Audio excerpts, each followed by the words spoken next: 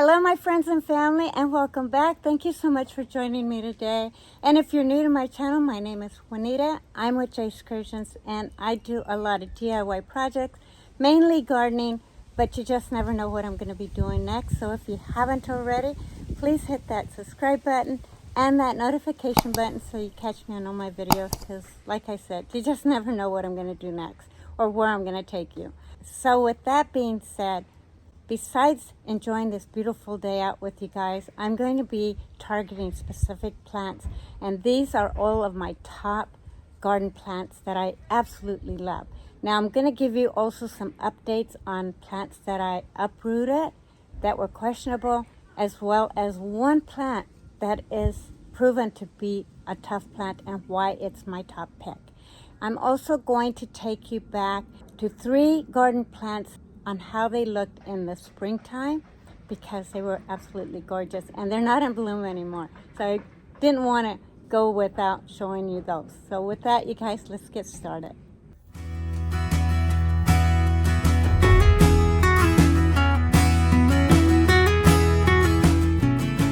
So on this side of the garden, it is doing fantastic, especially because I just set up my irrigation system, or got it going rather. And so everything is watered and fed and just looking their best. So I wanted to show you more specifically this area, because this area here, I planted the Kona grass, and I forget this beautiful plant that my son gave me right here. And I wanted to give you an update on how those are coming along, but then I guess I don't have to, because you can see how beautifully they're doing. Now, both of the Jack Frost and the red valerian over here, those were planted last spring, and look at how gorgeous they look. Everything here is just really, really thriving. Now, I do have one plant here that's not very happy, and that is my anemone right here. This one here is actually in too much shade. It's being shaded by this Jack Frost and this Jupiter's beard, and it looks happy, but it was really whimpering, and it is getting some sun through the fence over here. It really needs to be pulled out and put further over in this area, and I probably will do that at a later time. But I'm really kind of curious to see what's going to happen with that and if it's actually going to bloom for me. But everything in this part of the garden is doing fantastic, and it's just really thriving, and I absolutely love it. So if you have any questions on any of these plants, because I am only targeting specific plants, let me know in the comments below. I'd be happy to address those questions. But yeah, everything here is doing really, really great. So I'm going to start with my Sylvia over here, because look at this. If you recall, I cut it down to like maybe 2 little twigs. And at the time I said, oh, it's pretty tough. It'll probably survive, but we'll see, because I might have taken it a little bit too far. But look at it now. It's looking gorgeous. Now this is a hot Lips Salvia, and it is done blooming. As you can see, all these little spikes here, these are the blooms. So I will be trimming it. I didn't trim it because I wanted to show you its state of mind right now, where it's at. But this is a hummingbird magnet. I love Sylvia because they are hardy and they are a tough plant. They can accept the shade as well as the sun. They do perform a little bit better in the sun. However, in the shade, they still perform just as nicely, but they stay a little bit more compact if you keep them with part shade. In my backyard, it can get about 4 feet to 4 feet tall and wide, if not close to 5 feet. So that's a big difference between giving it a lot of sun or giving it some shade. So if you're in a small garden space and you have a part shade garden, this would be perfect for it. Now Sylvia's, what's really nice about Sylvia's is that you can actually just literally shear it down and it's still going to be blooming. You're not going to be getting rid of any flowers whatsoever by just giving it a nice little shear. I I wanted to talk a little bit about my President Clematis over here. Now I'm going to take you back in springtime so you can see the blooms, because the blooms are gorgeous on this.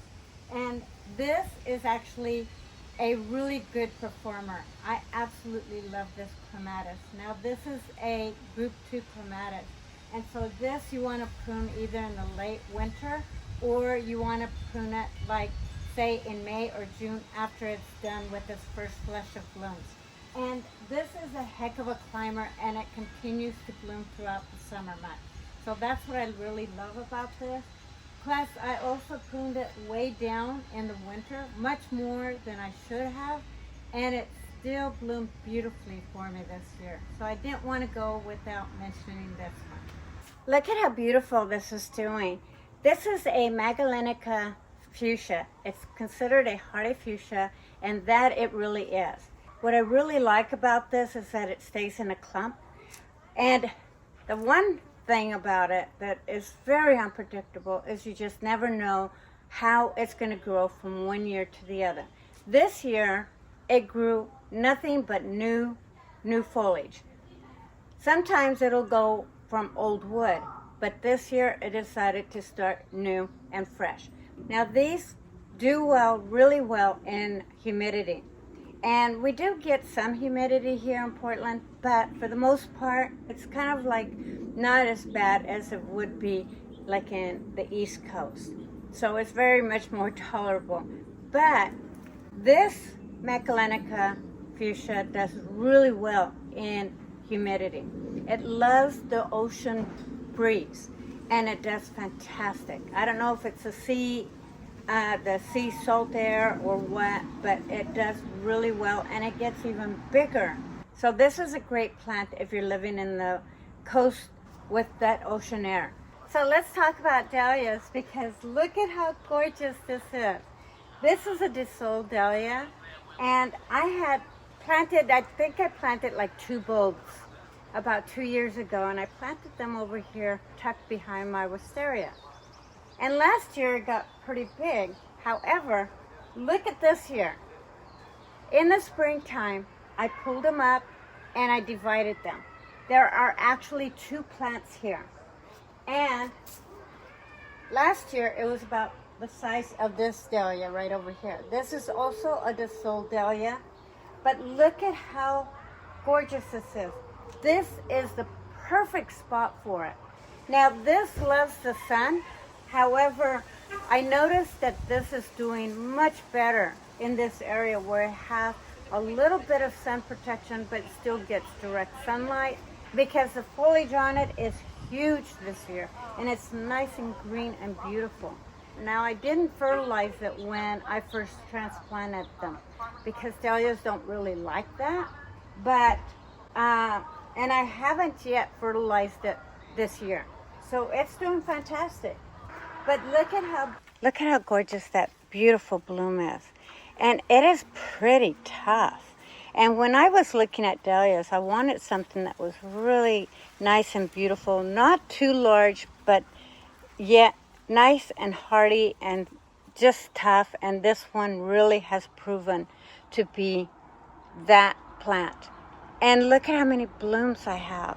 Now, the blooms are forming on this one here, but this stem here is gotten the most buds, and this one is now starting to form its buds.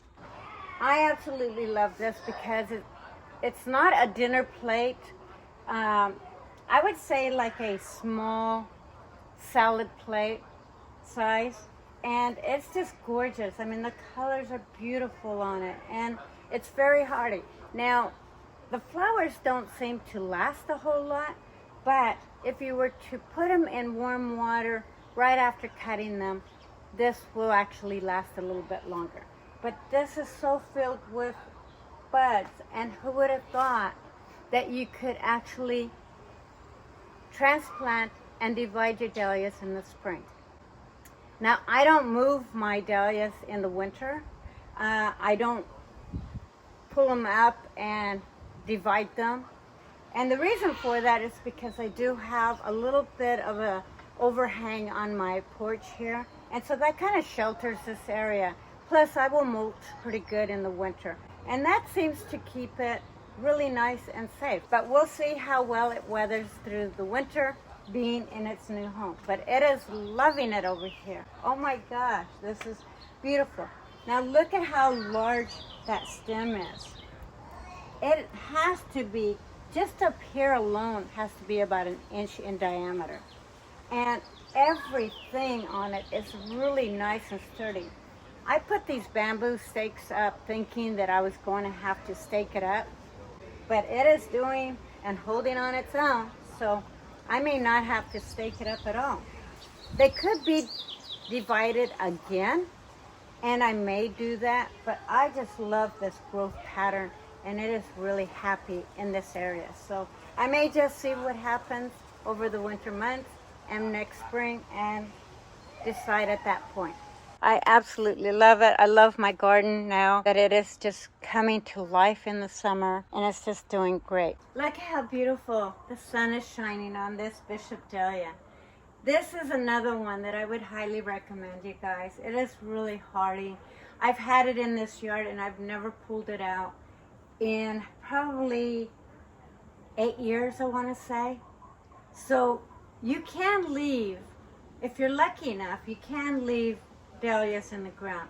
I would just highly recommend just to mulch really well over them and just kind of give them and put them in a more protected area. Now this is getting morning sun right now, but it will get afternoon sun as well. Now this one here, I started off with 2 bulbs, and it started off right over in this area right here. But over the years, it just multiplied as dahlias do. And so I decided in the springtime to pull them up and kind of divide them, and look at how gorgeous it is. Now I always put tomato rings on these because it holds them up really nicely, and really when the foliage comes out like this, you hardly even notice them. And to me, it really protects them. And over the springtime when I had just planted them, it really protected them from the pests as well. So it serves a lot of purpose, but I think tomato rings to me work really well for a lot of reasons. But yeah, it was sitting here, it got big. It didn't get quite as big as this, but it got fairly large. I would say about the size of this, and it just was encroaching on here, so yeah. And it's got a ton of blooms, and this is a profuse bloomer. Starting summer, it just goes to town, and it just nonstop. Now it does help if you pinch off if you deadhead it, but sometimes I do it, sometimes I don't. But what I really like about this Bishop Dahlia is not only for its toughness, it is still pretty strong, and the limbs too. A lot of dahlias you have to stake up, and granted, I do have this tomato rings around it, but I think it would even stand up on its own. Look at how beautiful, look at how gorgeous that flower is. I absolutely love the ring around here, and it just looks like a ton of little pebbles right in the center, but this is just like a crown, and it really complements my daylilies here.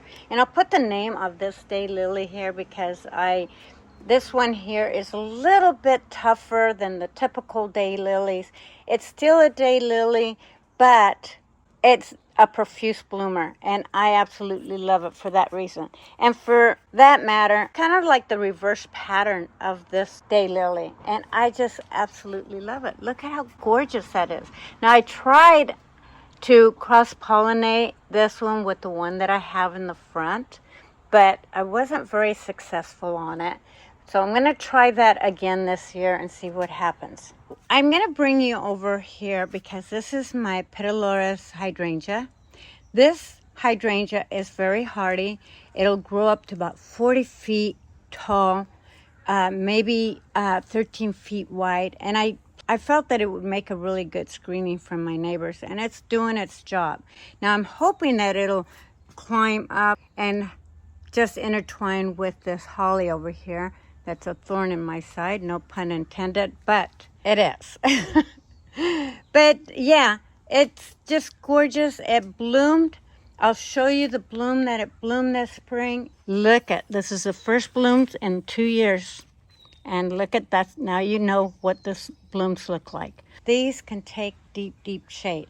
And they pretty much take about 3 years to become vigorous growers. And once they become vigorous growers, they're going to be a lot like my winter clematis here. Look at how huge that is. And actually it's looking like a giraffe right now. Look at that. Doesn't that just look like a cow or something? I don't know. But yeah, this is also a beautiful winter clematis. Over in this direction here, I just love the way this whole area turned out. And I'm so glad that I did it. Now, my Nellie Moser over here is done blooming, but it's looking nice and healthy and beautiful.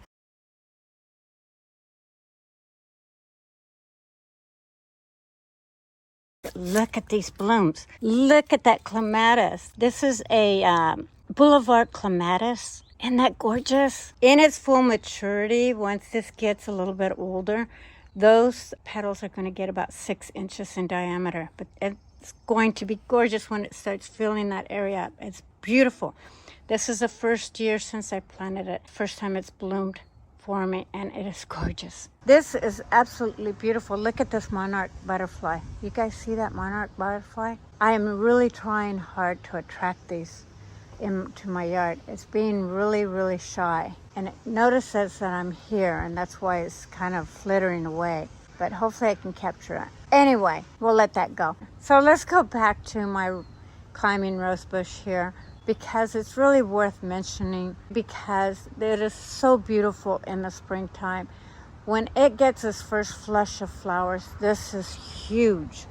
And it is a climbing rose bush, and it's only being held by the cyclone fence here. And so it tends to really get top heavy and droop down, so I do have to trim it back every time after its first flush of blooms, but it will rebloom. As you can see right here, it's getting another flush of blooms. But this will bloom all summer long. The only thing is that I don't even know that they sell this anymore. This came with the property when we purchased it, or when my husband purchased it in 2014. And it's been in this yard obviously for years, but it is a magic blanket, and I can't enunciate the actual variety. But yeah, this is worth mentioning. And what I like about this is that it really complements my Shasta daisy over here. Now this is identified as a Shasta daisy, but it's really not a Shasta daisy. It's in that same family. But what I like about this is the petals on it. It just reminds me a lot of a sunflower with some frilly fun to it. Now it starts off being yellow, and then it gradually turns into this like a pale yellow, and then eventually goes into this white. But isn't that beautiful? Now, one of the things that I think is very important to mention here is that on a previous video I mentioned how the tags on plants when you buy them in a nursery, that they may stay full sun. However, I just want to reiterate on that, because this particular daisy requires, according to the tag, requires full sun. Now it does get a lot of sun that comes through the fence right here, and it loves it. But I had it in the corner part of my yard over by my fuchsia, and it was getting direct sunlight, and it just fried all of the leaves.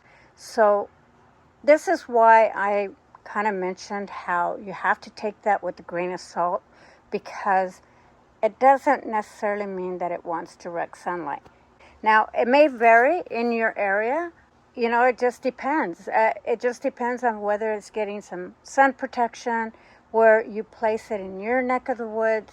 But in my neck of the woods here in the Pacific Northwest, it did not do well in direct sunlight. So I wanted to mention that, especially if you're new to gardening, that you kind of take those tags with a grain of salt and play with your plants. Place them in an area before actually planting them, and then check out how they're going to respond to it. because, again, it doesn't necessarily mean direct sunlight. It could mean full sun with kind of damper lighting or with some shade protection of some sort. Because this now is absolutely loving it. And if you see the side by side when my rose bush is in bloom, don't these two flowers really complement each other? So I can't wait till this starts filling out more with more of these daisies, because I think it's beautiful. But right next to it, right down here, is my Dream Lucid Corabelle Heuchera. And this one here is absolutely gorgeous. This one here can take more direct sunlight, and it does really, really well. So there are some corabelles that can accept full sun. Right now it's in shade, but once the sun rotates to the west, it will be in full sun. And since I'm in this neck of the woods here, all this is Miss Piggy. They bloom in the springtime. The flowers on them make for great cut flower arrangements, and they work really beautifully for rock gardens. So this is a beautiful and one of my must-have plants as well. And then, of course, you guys have heard me talk about my Brenra, and this is one of my top choices for any garden because it is snail, probably rabbit, and deer resistant. But don't quote me on that, but for sure, it's pest resistant and also snail resistant. So now let's look at my oak leaf hydrangea here. It's called a snow sickle. Now, what I love about this snow sickle is that it starts off white, and then eventually, I don't know if you can see that, but eventually it starts turning pink. And so it'll get this little pink cups at the end, and it just looks absolutely gorgeous. But look at how large that is. It's got to be at least a foot long. But it is gorgeous, and it looks even better and more beautiful come fall. And what I love, again, and I talk about this all the time, but what I really love about oak leaf hydrangeas is that they can take sun all the way to shade, and they will still bloom and perform beautifully. My Japanese maple, this is a dwarf Japanese maple, does beautifully in this area. Doesn't mind that my snow sickle is leaning on its back, and I just love it. This is probably a 15-year-old plant. I love the colors on it because it's got this little variegated color. But what I like about it even more, I love the shape of it, and that's the way I bought it, and that's the way it's grown, and it's continued to stay its form. And I just love that little bit of green in it. Now these two corabelles right here, these two get really red when the sun really shines on them. And these ones can take a lot of sun. I mean, I'm talking about a lot of sun. But because now they're getting shaded by my tree over here, which this is a Cherokee Brave dogwood, now it's starting to become this variegated, let me see if I can go over this direction. But now it's becoming more of this variegated. And I just don't understand why it's changing its pattern, but it's definitely doing things different. But these two are extremely old. I've had them here probably, I'd say, oh my gosh, I'd say at least a good 10 years. And I've never done anything. Now, a lot of corabelles, they'll have a high rhizome, and this one's do too. But what I do for that is rather than digging them up and replanting them, I just throw more soil over them because I have to replenish your garden. So why not just replenish and put soil around them? And then over here I have a couple of spot-ons. I love these, but when they get some sun beaming on them in the afternoon, they just flop. But they grow beautiful flowers, so I'm okay with tolerating a little bit of a flop in the summer months. Right now they're looking pretty good because I really watered last night. Okay, you guys, that's gonna do it for me. I really hope you enjoyed this video I hope that your day is going fantastic. And if you have any questions, you guys, leave them in the comments below. Love hearing from you and like hearing what your thoughts are on different things. So please don't forget to also subscribe if you haven't already, and hit that notification button so you catch me on all my videos. Okay, mwah, love you guys. I will see you next time.